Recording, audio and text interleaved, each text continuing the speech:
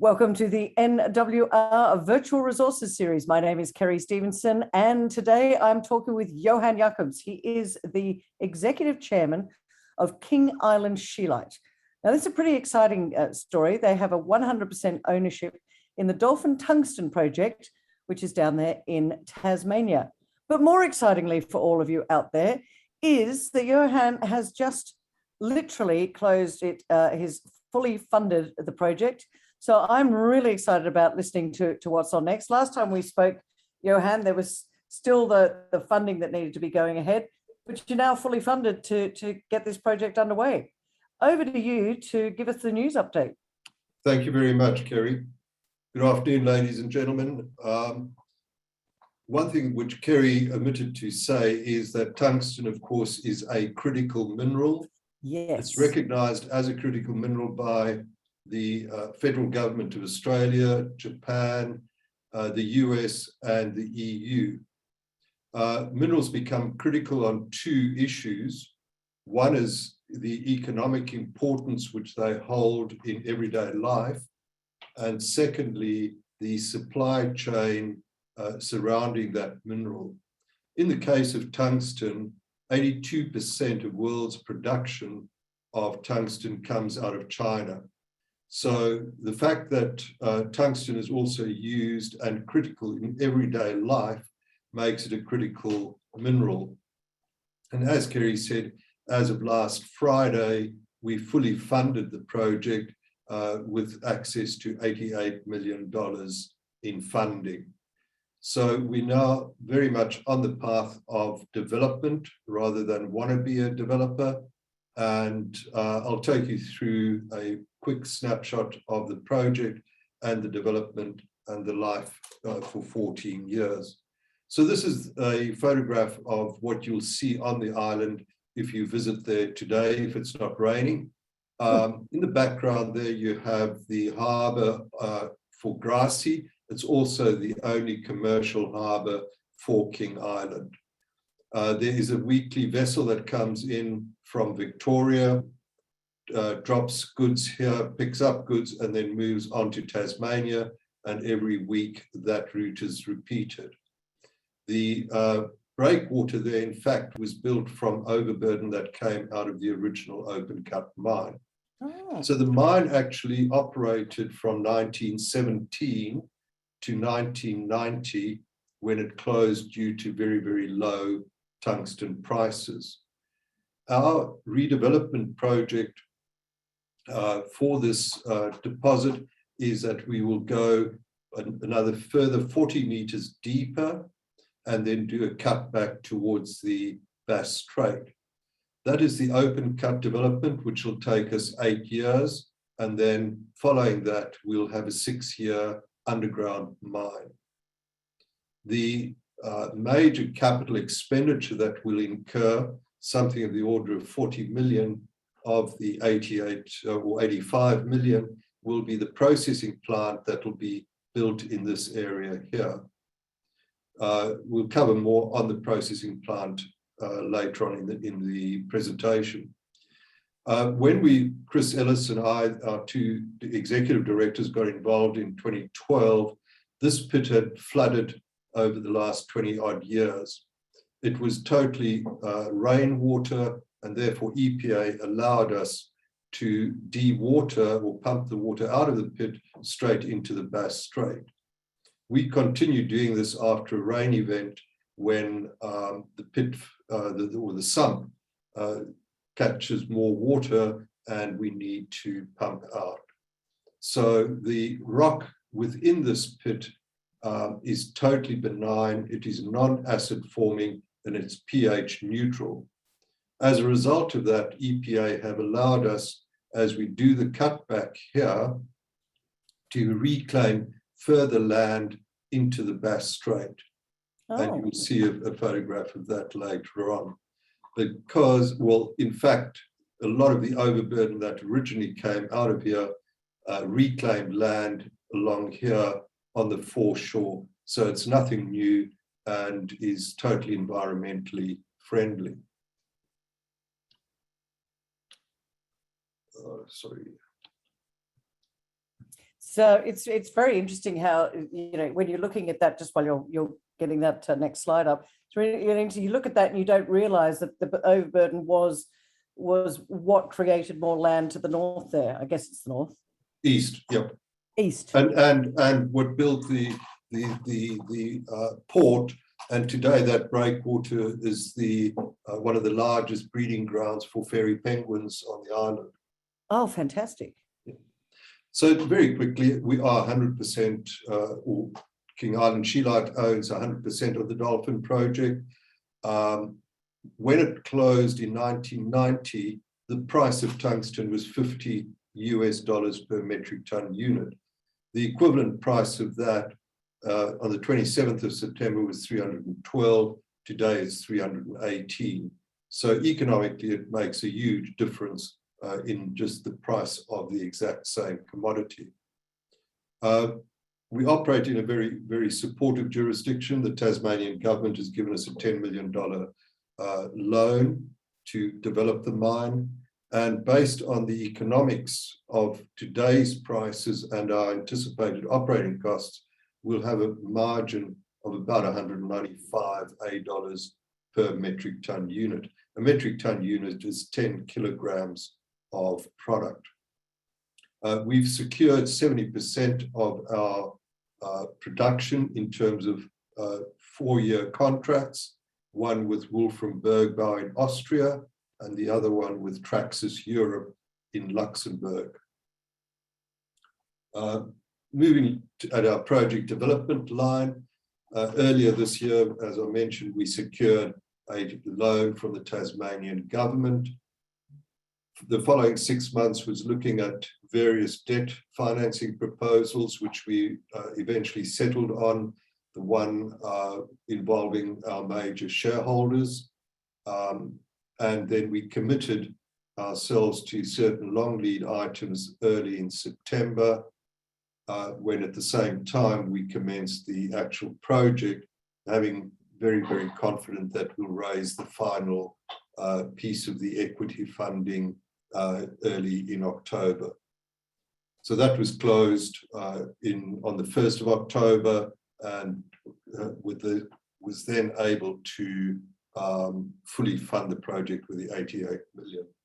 The procurement construction phase is about 15 months. So we see first concentrate onto the vessel in the first quarter of 23.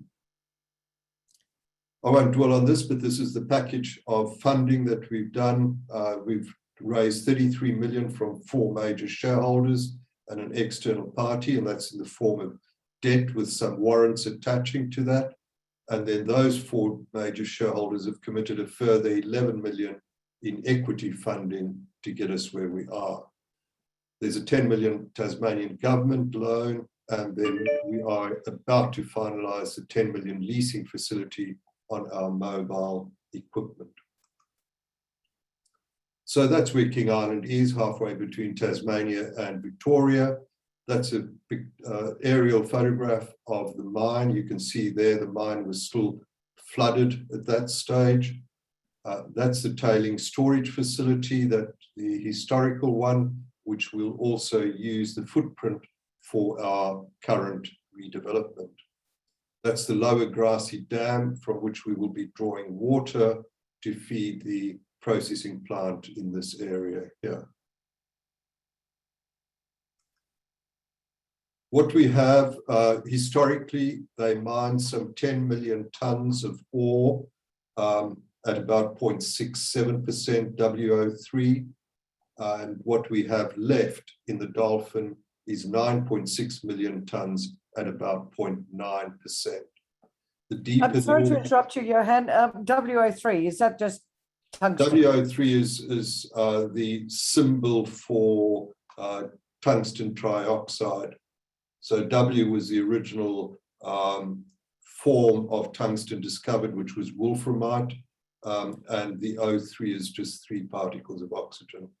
Got it. Thank you. And that's what we measure everything against. So in situ, in the open cut, we have 0.76%. We will upgrade that through the processing plant and export 65% WO3. So it's a factor of almost 100 in terms of upgrading what we have in the ground to what we put on the vessel. So the underground has a quality of 1.24%. Just to dwell on that quality, we are the richest ore grade in the world. If you compare us to some of our peer group in the rest of the world, along the vertical axis is the WO3 grade, and along the horizontal axis is the contained tungsten in the deposit. So as I mentioned earlier, we have about just over 4 million tons of ore at 0.9%, gives us contained tungsten of 4 million units. By comparison, Sangdong in South Korea has 5.8 million tons of ore, but their grade is only 0.48. So they, in fact, only have about 2.8 million tons of tungsten units. And then these are some of the other operations. These are all European operations in Spain and Portugal. But from a grade perspective, Dolphin is certainly a significant standout in terms of our quality. These are the economics that we published in December last year after we published our revised feasibility study. The major point here is that our total capital cost, we estimated at that stage at about 73 million. As we move through to recosting that and firming up the contract with our process plant engineers, I suspect that number will probably get into the 80 or very low 80s as we move into construction. So the redevelopment plan, as I mentioned earlier, is to go deeper in the existing pit by about 40 meters, then do a cutback to the west, and then do a significant cutback to the east. Looking at it cross-sectionally, the big advantage that we have as we sit at the moment is that the minute we start mining ore. There's no overburden to be moved. So from an economics point of view, it's a huge, huge advantage. We'll then do the cutback to the west and access this ore body here. And then we'll do the cutback to the east and access this ore body here. Once we completed the open cut, we'll then access the underground reserves. So we are shovel ready. We have been negotiating with our process engineers over the last 4 or 5 months to get to a position where we'll probably execute their contract in the next 10 days to 2 weeks, which will put us in line to produce first concentrate in Q1 23. The major changes that we've made to the processing flow sheet is that we've resulted in producing 80% of our concentrate through the gravity circuit and only 20% through a flotation circuit. So it makes our concentrate very, very green, because the flotation circuit obviously involves reagents, chemicals, etc. But 80% of our production will come straight out of the gravity circuit, which doesn't require any reagents or chemicals. We've also arranged accommodation for not only the construction crew, which will comprise about 90 persons, but full-time we'll be looking at employing 65 people on the at the mine, of which we're hoping that 50 to 55 will be permanently resident on the island, thus contributing significantly to the economic well-being of King Island. So we have 2 contracts that we've secured. It's approximately 140 million over 4 years. And both those contracts have floor prices to them to mitigate significant price fluctuations. And we'll have a look at the history of pricing very shortly. But these, Wolfram Bergbau is a wholly owned subsidiary of Sandvik, which is a very large engineering and tool manufacturer based in Scandinavia. And Traxys is a very, very large trading company based in Luxembourg and is the leader in tungsten trade. I mentioned that it was tungsten is a critical mineral. Now, this is a study that was done by the European Commission back in 2017 that plotted the supply risk on the vertical axis and the economic importance on the horizontal. I would hazard a guess that if this diagram was replotted today, that tungsten wouldn't be plotted there, but it would be plotted somewhere up on the page here, largely due to the fact, as I mentioned, that 80% of tungsten is produced and consumed in China. Tungsten is actually a very small market, and this is pure tungsten. That's 100% tungsten. We'll be supplying 65% WO3. So, but the total W market is about 95,000 tons. That was in 2020.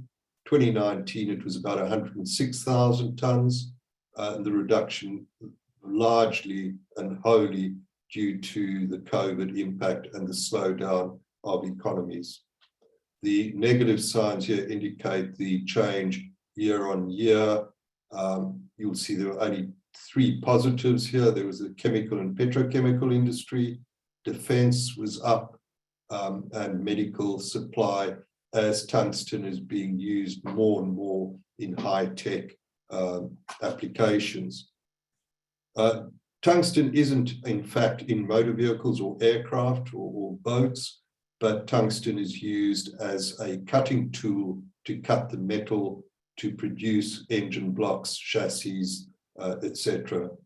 In the mining and construction, of course, it's used in the cutting and manufacture of the equipment, but also in ground engaging tools and as tungsten carbide tips for the drill machines, for tunnels and just exploration drilling.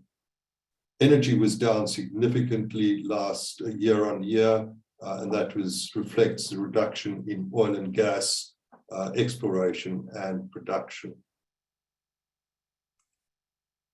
So this is a plot of the 5-year price of APT, and APT is a reference price for tungsten. It is the delivered price computed at Rotterdam. So the reference price here has peaked at 350 and has been down as low as 190. Currently, as I mentioned earlier, it's now sitting at $318 per metric ton unit. The net back to Dolphin or King Island Scheelite is about 78% of this reference price. This reduction in the price here was as a result of 28,000 tons of APT being accumulated in a warehouse in China, and they went bankrupt, and there was a huge overhang in the market. This U shape here was, of course, the COVID impact, but we're out of that now and well on the way. Of note is that the Chinese estimated cost of production is about $230 per metric ton unit.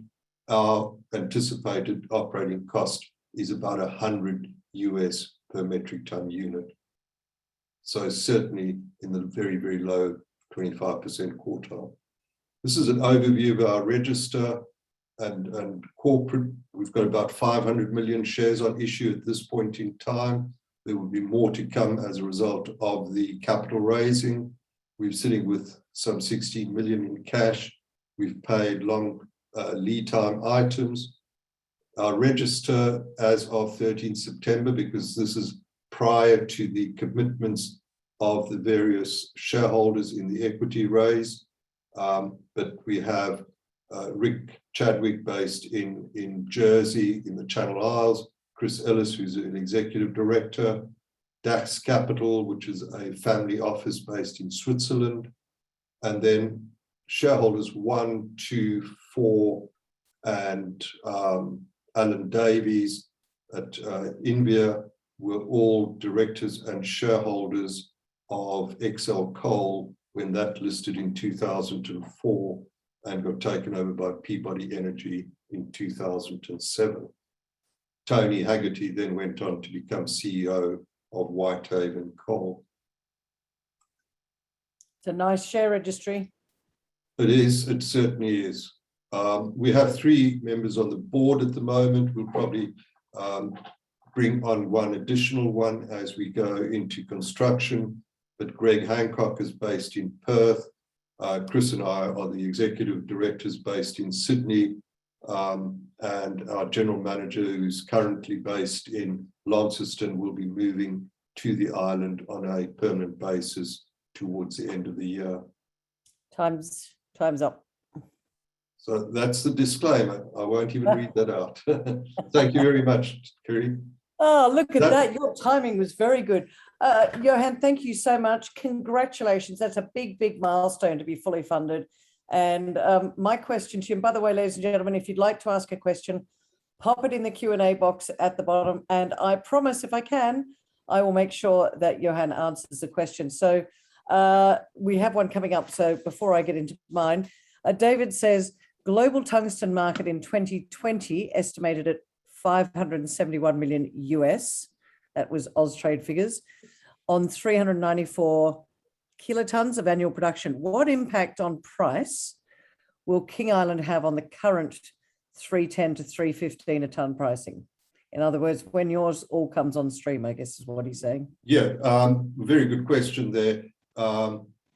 What the experts predict is that the global tungsten market will grow by about 8 points. Well, the global market will grow at about 3% per annum. So if you take 3% of 100,000 tons, that's 3,000 tons of pure W. We will be producing about 2,000 tons of pure W per year. So we will just pick up 1 year's growth in the tungsten market. Sorry, does that answer your question, David? I hope so. Was there anything else you want to add to that, Johann? No, just in addition to that, the Chinese production is they're accessing lower and lower grades. So we anticipate their production will reduce over the next decade quite significantly. All right, I've just got one more last question for you, Johann, and that is, given the historic importance of tungsten mining to King Island, what is going to be the, I guess, the economic, the social, and the environmental impact? You know, what do you expect to have on the island? You're going to be employing lots of people. They're going to be locals. What's the impact going to be? Well, King Island is very, very well known for job sharing. So although I've said that we're going to have 65 FTEs, I suspect that we'll probably employ about 85 bodies, because instead of having one truck driver doing 6 shifts a week, we'll probably have 2 bodies doing 3 shifts each. So I see significant benefit there, because the farmers always are looking for ways to supplement their farming income. I looked at some figures the other day just on take-home pay for the island, based on the number of people that we'll be employing there, is probably about 2.5 million a year just on take-home pay. If you then add what we'll be spending on consumables and other aspects that will be produced on the island, I think it'll be a very, very significant. And that's why the King Island Council and the local community have been so supportive of us redeveloping this mine and creating those additional economic benefits for them. Okay, I did say that was the last question, but this is too good. I've got to share this one with you. It's from David again. What about existing global Chinese tungsten producers? Do they have capacity to bring additional production on stream in the next 2 to 3 years? And how easy or difficult would that be? And are there any substitute products for tungsten? And I guess what David's saying is, if there are substitute products, could that have an impact on the project? At this stage, nobody has discovered any substitute product for tungsten. Tungsten is, as I mentioned, second only to diamonds in hardness of materials known in the world. The other question that has been posed, there is a Sangdong project that is being developed in South Korea. Their owners are Monty Industries out of Canada, and they will be coming on stream probably in late 23, early 24. In terms of Chinese additional production, they are scratching, and as I said earlier, they're going deeper and deeper and lower grades. So I don't anticipate any significant increase in production from China. Well, very good presentation, and plenty of cash in the bank, almost 16 million, fully financed, a market cap of less than 80 million. I think it's about 70 million. The economics are very robust, a great presentation. I'm sure there's lots of news flow coming forward. Johann Jacobs, Executive Chairman, King Island Scheelite, thanks for joining us today. Thank you, and my name and contact details are on the presentation, which have been posted on our website. So I welcome any questions going forward.